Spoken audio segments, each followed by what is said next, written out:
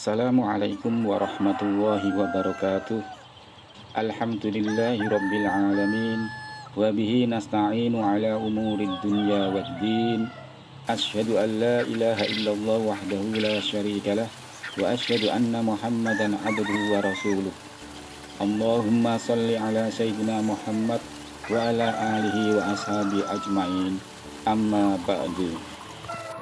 Pertama-tama marilah kita ucapkan puji syukur kepada Allah Subhanahu wa taala atas kesempatan dan kesehatan yang diberikan kepada kita dengan ucapan alhamdulillahirabbil alamin. Sholawat dan salam semoga selalu tercurah kepada junjungan kita Nabi Agung Muhammad SAW beserta keluarga, para sahabat-sahabat beliau dengan ucapan Allahumma sholli ala sayyidina Muhammad wa ala alihi wa ashabi ajmain. Sebelum kita mulai pembahasan mengenai keajaiban sholawat, marilah kita renungan kembali peristiwa yang saat ini sedang terjadi dan sudah setengah tahun lebih menjadi ujian untuk kesabaran kita. Saat ini kita sedang diuji oleh Allah dengan suatu wabah yang tidak hanya terjadi di negeri kita tercinta Indonesia, namun di semua negara, yaitu virus COVID-19 atau virus corona. Dampak dari virus corona ini sungguh luar biasa terhadap perekonomian masyarakat, khususnya para pedagang kecil, para nelayan, para buruh kasar. Dan dari mereka banyak yang berhenti usahanya, serta kehilangan sumber penghasilan. Sebagai umat yang beriman, marilah kita yakin dan tetap mendekatkan diri kepada Allah supaya diberikan kemudahan, pertolongan, hidayahnya.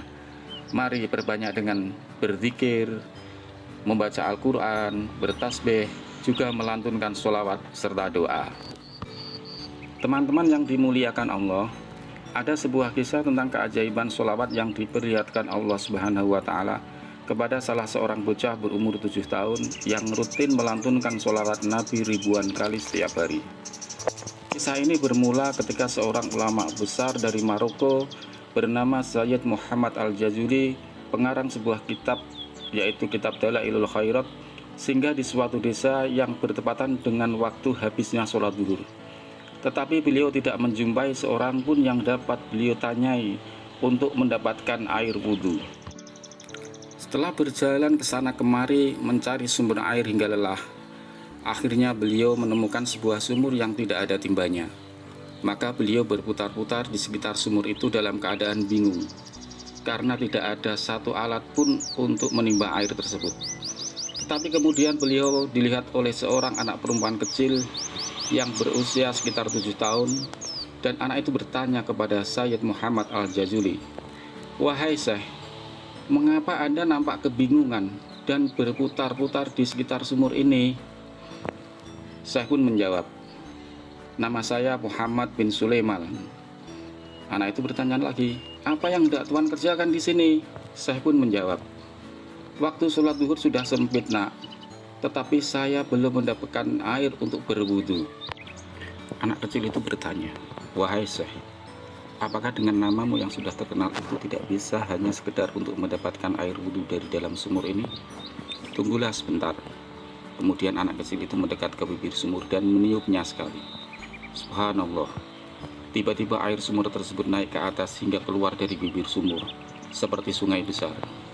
Kemudian anak kecil itu pulang ke rumahnya dan Syekh Muhammad Al-Jazuli pun segera berwudu dan melaksanakan sholat zuhur yang waktunya sudah hampir habis. Setelah sholat zuhur, Syekh Muhammad Al-Jazuli bergegas mendatangi rumah anak perempuan kecil tersebut. Sesampainya di sana beliau pun mengetuk pintu. Anak kecil itu berkata, "Siapa itu?"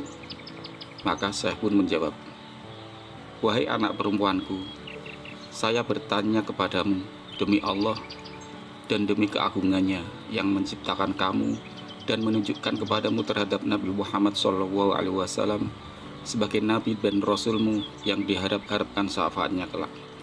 Saya berharap kau mau menemuiku. Saya hendak menanyakan tentang sesuatu hal."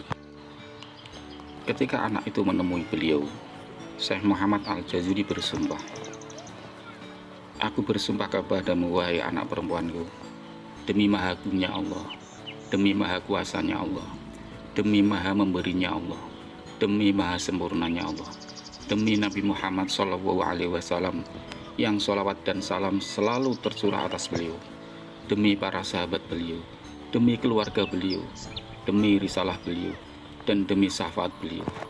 Aku mohon wahai anak perempuanku, kamu mau menceritakan kepadaku, dengan apakah kamu bisa mendapatkan martabat yang setinggi ini, sehingga dapat mengeluarkan air dari sumur tanpa menimba.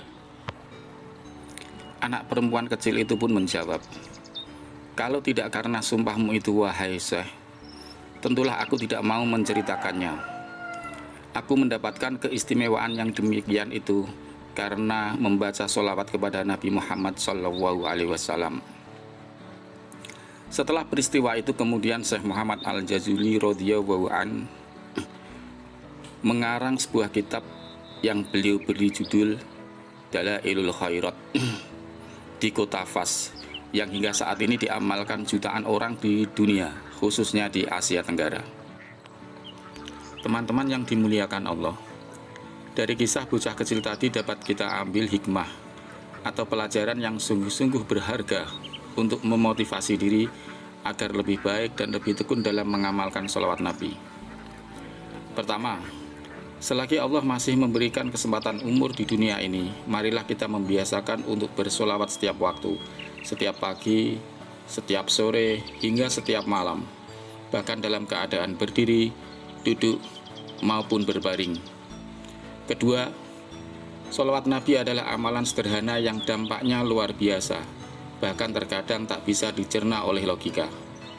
Itulah cara Allah menunjukkan rahmat dan kuasanya kepada orang-orang yang istiqomah dalam mengamalkan sholawat. Ketiga, diusahakan dengan sungguh-sungguh untuk membaca sholawat rutin setiap hari, khususnya setelah sholat fardu 5 waktu. Melantunkan sholawat yang pendek pun sudah cukup. Yang terpenting kontinu setiap hari. Untuk pemula bisa membaca sholawat Jibril 100 atau 200 kali setiap usai sholat fardu. Sallallahu ala Muhammad, sallallahu ala Muhammad, sallallahu ala Muhammad. Lakukan hal ini setiap hari, jangan sampai terlewatkan. Atau lebih baik bagi yang membaca sebanyak 10.000 kali atau 20.000 kali dalam sehari semalam, insya Allah akan memudahkan segala urusan, segala impian-impiannya, segala cita-citanya akan diwujudkan oleh Allah. Keempat, agar sholawat yang sudah kita rutinkan benar-benar memiliki fadilah atau keajaiban, maka sudah menjadi ketentuan syariat bahwa kita harus istiqomah dalam melaksanakan kewajiban, yaitu sholat, zakat, puasa, ataupun menjalankan sunnah-sunnah yang diajarkan oleh Rasulullah SAW. Teman-teman yang dimuliakan Allah, demikian kisah pendek ini tentang sholawat Nabi. Semoga menjadi inspirasi dan motivasi untuk kontinu melantunkan sholawat, menjadikan sholawat sebagai sandaran utama mengharap pertolongan Allah dalam menghadapi segala persoalan, dan tentunya untuk mengharap syafaat Nabi kita Muhammad SAW kelak di akhirat. Mengenai sholawat Jibril dan tata cara mengamalkannya, berikut keutamaan atau keajaibannya lebih jelas ada dalam deskripsi di bawah ini, silakan dibaca dan dipahami. Mohon maaf atas segala salah dan hilaf, dan terima kasih atas like, comment, share, dan subscribe dari teman-teman yang dimuliakan Allah. Wabillahi taufiq wal hidayah. Wassalamualaikum warahmatullahi wabarakatuh.